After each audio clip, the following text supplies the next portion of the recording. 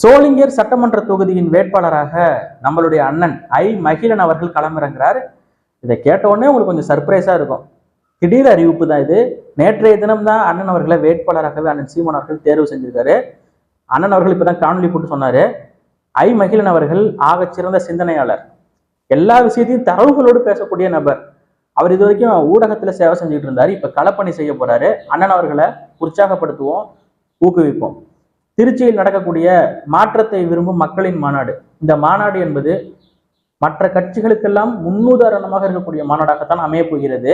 ஒரு மாநாடு எப்படி நடத்தணும், வரக்கூடிய மக்களை எப்படி வர சொல்லணும், காவல்துறை இன்ஸ்ட்ரக்ஷன் கொடுத்தது இந்தந்த மாவட்டத்திலிருந்து வரக்கூடிய மக்கள்ல இந்தந்த வழியாக வாங்க. அதே போல அந்த மக்களுக்கு பாதுகாப்பு, குடிநீர், கழிவறை, இஸ்லாமிய மக்கள் நோன்பு தொடங்குறாங்க, அவங்களுக்கு நோன்பு வழிபடுறதுக்கு அங்க ஒரு இடம். ஒவ்வொரு விஷயத்தையும் எதுவுமே விடுபட்டு போகாம 100% பர்ஃபெக்டாக, எந்த ஒரு விஷயத்திலும் நம்ம 100% பர்ஃபெக்டா இருக்க முடியாது. 99.9 சொல்லுவாங்க. ஆனா இது வந்து நம்ம 100% சொல்லலாம். பார்த்து பார்த்து ஒவ்வொரு ஏற்பாடுகளையும் செஞ்சிருக்கிறாங்க. இந்த மாநாடு என்றால் மற்ற கட்சிகள் எல்லாம் எதுக்காக போடுவாங்கன்னு நமக்கு நல்லா தெரியும். ஒரு மாநாட்டை போடுறது, இவங்களே காசு கொடுத்து நிறைய பேர்த்த கூட்டிட்டு வர்றது, தொண்டர்களும் வருவாங்க, காசு கொடுத்து அதெல்லாம ஏத்திட்டு வருவாங்க. பஸ்ல ஏத்திட்டு வந்து கூட்டத்தை நிக்க வச்சுட்டு, எங்களுக்கு பாத்தீங்களா எவ்வளவு கூட்டம் வந்துருச்சு, 2 சீட்டு எங்களுக்கு எக்ஸ்ட்ரா கொடுங்க அப்படின்னு இந்த தொண்டர்களை அடகு வைக்கக்கூடிய வேலையைத்தான் மற்ற கட்சிகள் எல்லாம் இங்க செஞ்சு அதுக்குத்தான் மாநாடே போடுறாங்க. ஆனா நம்ம அப்படி இல்லை. நம்ம வந்து இவ்வளவு பெரிய பிரம்மாண்டமும் இவ்வளவு செலவு பண்ணி மாநாடு போடுறதுக்கு காரணம் என்னன்னா, பகைவர் மிரள திரள வேணாமா, அது திரளணுங்கிறதுக்காக தான் இந்த ஒரு மாற்றத்தை விரும்பும் மக்களின் முன்னாடி இவ்வளவு பிரம்மாண்டமா இந்த மாநாட்டுக்கு ஆகக்கூடிய செலவெல்லாம் சொன்னா உங்களாலே கொஞ்சம் ஏத்துக்க முடியாது. 2 லட்சம் சேரு, ஒரு சேருக்கு எவ்வளவு வாடகைன்னு சும்மா கால்குலேட்டர்ல போட்டு, ஒரு சேருக்கு ஒரு எவ்வளவு போடுவீங்க, 30 ரூபா போடுவீங்களா, போட்டு பாருங்க. ஆனா 30 ரூபாய்க்கெல்லாம் சேர் யாரும் வாடகைக்கு தரதில்ல. அதுக்கு மேல தாண்டி போகுது. மக்கள் காசு கொடுக்குறாங்க. ஒவ்வொருத்தவங்களும் 100, 200 இந்த மாதிரி அவங்களால முடிஞ்ச உதவியை செய்யறாங்க. பொறுப்பாளர்கள் போடுறாங்க, எல்லாருமே பண்றாங்க. இந்த மாநாடு வந்து மிகவும் பிரம்மாண்டம். இந்த பிரம்மாண்டத்தை நம்ம காட்ட வேண்டிய தேவை எதுக்குன்னா, நேத்து கட்சி ஆரம்பிச்சுக்கிட்டு இங்கெல்லாம் வந்துக்கிட்டு அவ்வளவு பேர் வந்தாங்க இவ்வளவு பேர் வந்தாங்கன்னு சொல்லிட்டு பீத்திட்டு சுத்தும் போது 15 வருஷமா இருக்கிற நம்மளே உற்சாகப்படுத்திக்கிறதுக்கு, ஏன்னா நம்மளை உற்சாகப்படுத்துறதுக்கும் நம்மளை ஊக்குவிக்கிறதுக்கு எவனும் வரமாட்டான். அது காலிங்க, கட்சி காலி. கட்சி வந்து பாத்தீங்கன்னா 2021 7 வாங்கினாங்க. அந்த 7ல் 6% பேர், அந்த 7%ல் 6% பேர் மக்கள், விஜய் மக்கள் இயக்கத்தை சேர்ந்தவங்க. சீமான் 1% தான் அப்படின்னு சொல்றது. கருத்து கணிப்புங்கிற பேர்ல 21ல் 7% வாங்கினாரு. இது பாராளுமன்ற தேர்தல் 24ல் நடந்துச்சுல பாராளுமன்ற, இது பாராளுமன்ற தேர்தல்ங்கிறதுனாலையும் சீமான் அவர்கள்ட்ட பிரதமர் வேட்பாளர் ஒரு இல்லைங்கிறதுனாலையும் கண்டிப்பா வாக்கு குறையும். இந்த 7லேயே நின்றுட்டா கூட சீமான் அடுத்து 2026ல் டாப்ல ஆடுவார்னு 24ல் சொல்லிட்டு, ஆனா 7லேயே நிக்கல. 7 தாண்டி 5-6 லட்சம் வாக்கு அதிகமாகி 36 லட்சம் ஓட்டு வாங்கி அங்கீகரிக்கப்பட்ட மாநில கட்சியை வந்து புது சின்னத்துல போட்டிட்டு வளர்ச்சியை வந்து, இப்படி அந்த பிரதமர் வேட்பு யாருங்கிற தேர்தலே அவ்வளவு வளர்ச்சியை வந்துட்டு 2026ல் கேமே நம்ம கையில தான் இருக்கு. அப்படி இருக்கும்போது விஜய் வந்ததுனால பாத்தீங்கன்னா அவங்க கட்சி வந்து ஒரு போயிடுவாங்க. அங்க ஆட்டோ கண்ணாடியை திருப்பினா எப்படி ஆட்டோ ஓடும், கண்ணாடியை திருப்பினா ஆட்டோ ஓடிடுமா? விஜய் ரசிகர் அவங்களுக்கு ஓட்டு போட போறாங்க. இதுக்கு முன்னாடி விஜய் ரசிகர்கள்லாம் எங்களுக்கு தான் ஓட்டு போட்டாங்கன்னு என்ன ஆதாரம் இருக்கு? 21ல் திமுகவுக்கு தான் விஜய் ஆதரவு கேட்டார் சைக்கிள் ஓட்டிட்டு போய். 24ல் எங்க மக்கள் எங்க சேவையை பார்த்து, எங்க களப்பணியை பார்த்து, ஒவ்வொரு போராட்டத்துல நின்று நாங்க மக்களோட உணர்வை சம்பாரிச்சு அப்படி வாங்கின வாக்குகள் அது விஜய் வாக்குங்க. ஏன்னா தமிழ்நாட்டில் விஜய் மட்டும்தான் நடிகனா, அஜித் இருக்காரு, சூர்யா இருக்காரு, தனுஷ் இருக்காரு, சிம்பு இருக்காரு, சிவகார்த்திகேயன் எல்லாரும் இருக்காங்க. எல்லாருக்கும் ஒவ்வொரு ஃபேன் பேஸ் இருக்கு. நம்ம சின்ன நடிகர் எடுத்துக்கிட்டாலும் பெரிய நடிகர் எடுத்துக்கிட்டாலும் ஒவ்வொரு நடிகருக்கும் ஒரு ஃபேன் பேஸ் இருக்கு. ஹிப்ஹாப் தமிழா இருக்காரு, அவருக்கு ஒரு ஃபேன் பேஸ் இருக்கு. மன்சூர் அலிகான் இருக்காரு, அவருக்கு ஒரு ஃபேன் பேஸ் இருக்கு. சிம்பு இருக்காரு, மார்க்கெட்லேயே இல்லை சிம்பு, ஆனாலும் அந்த ஃபேன் பேஸ் அப்படியே இருக்கும். அவர் படம் என்னைக்கு வந்தாலும் கொண்டாடுவாங்க. அப்ப ஃபேன் பேஸ் எல்லாம் வச்சு இங்க ஒரு கட்சி நடத்திக்கிட்டு அவனுங்களே ஓவரா பண்ணிக்கிட்டு இருக்கும்போது நம்ம பண்றதுல ஒரு தப்பும் இல்லை. இந்த பிரம்மாண்டம் நமக்கு தேவைதான். அது செலவு ஆகுது, எல்லா பொறுப்பாளர்கள் கஷ்டப்படுறாங்க, போடுறாங்க, ரொம்ப கஷ்டம்தான், நிதி பத்தலைன்னா சொல்றாங்க. ஆனா இந்த பிரம்மாண்டம் தேவையான்னு கேட்டீங்கன்னா, இன்னைக்கு இருக்கக்கூடிய சூழல்ல வருஷம் பூரா நம்ம பிரம்மாண்டம் பண்ணல. ஒரு நாள் தான் பிரம்மாண்டம் பண்றோம். அந்த பிரம்மாண்டம் நமக்கு தேவைதான். நம்மளே உற்சாகப்படுத்திக்கிறதுக்காக இந்த பிரம்மாண்டம் நமக்கு தேவைப்படுது. சேனலோட டிஆர்பி ரேட்டு, ஒவ்வொரு சேனலுக்கும் டிஆர்பி ரேட் ஏறுறதுக்காக சில பேர்த்த வீட்டிலிருந்து கிளம்பி விட்டார், விமான நிலையத்தில் இறங்கிவிட்டார், திரும்ப காரில் ஏறி புறப்பட்டு போய் கொண்டிருக்கிறார், தற்போது கேரவனில் ஏறிவிட்டார், மேலே போய்விட்டார், மைக்கை எடுத்து விட்டார், கையில் உள்ள பாக்கெட் உள்ள துண்டு சீட்டை எடுத்து பாடிவிட்டார், ஓடிவிட்டார், ஆடிவிட்டார் அப்படின்னு போடுவாங்க. அதெல்லாம் அரசியலே கிடையாது. முதல்ல அவன் மூத்திரம் விட்டான்னா, அவன் பாத்ரூம் போனான்னா, எது பண்ண நமக்கு என்ன பேசுறாங்க, அவங்களோட கொள்கை என்னங்கிறது தான் நமக்கு முக்கியம். அவர் எவ்வளவு பெரிய ஸ்டாரா இருந்தா நமக்கு என்ன, அவர் எப்படி டான்ஸ்னா நமக்கு என்னப்பா.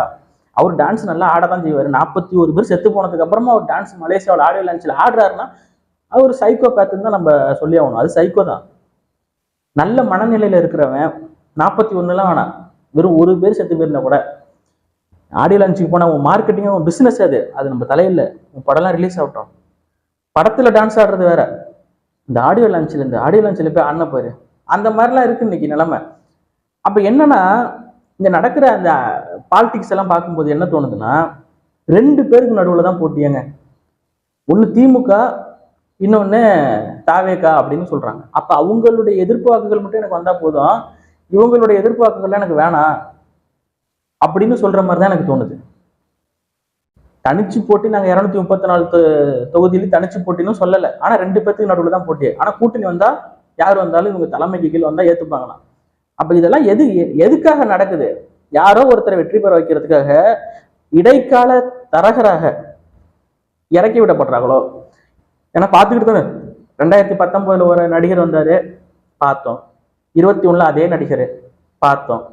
இப்ப 26லயும் ஒரு நடிகர்னா இதெல்லாம் எதுக்காக நடக்குது?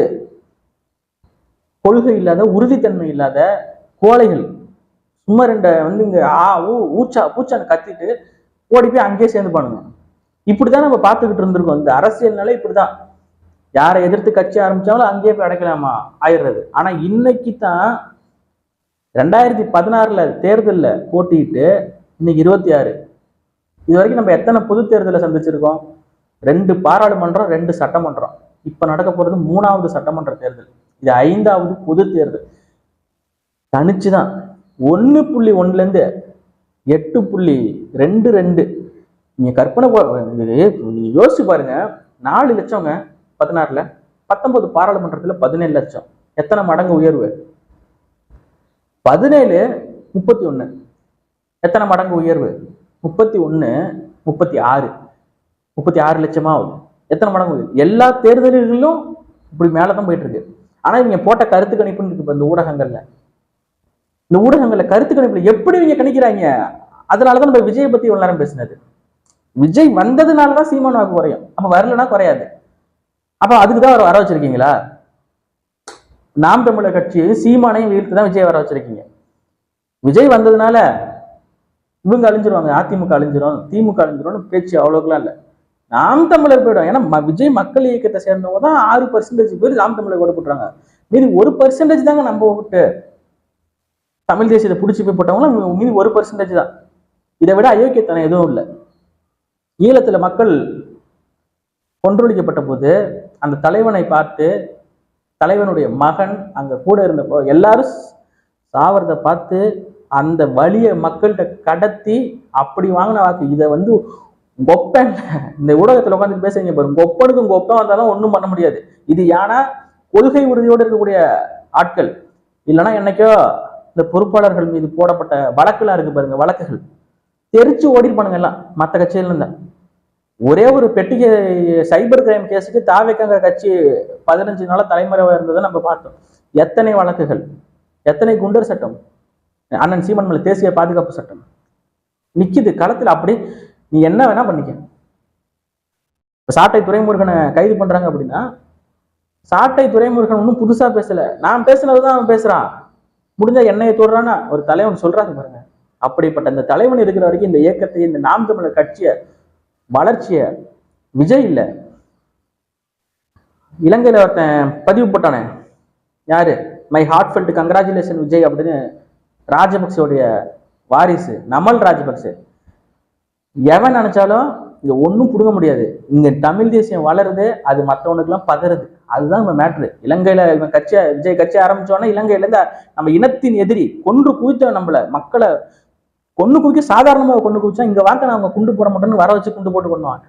வெளிப்படையா கொண்டவன். இன்னை வரைக்கும் நம்ம மீனவர்களை கைது பண்ணி இலங்கை அந்த கடற்படை கைது பண்ணி உள்ள போட்டுக்கிட்டே இருக்கான். அவனுக்கு இப்ப வர்றது கொண்டாட்டமா இருக்குங்க. அப்பனா இவன் யாருன்னு புரிஞ்சுக்கோங்க. மக்கள் புரிஞ்சுக்குவாங்க, நாங்க புரிஞ்சுக்குவோம்.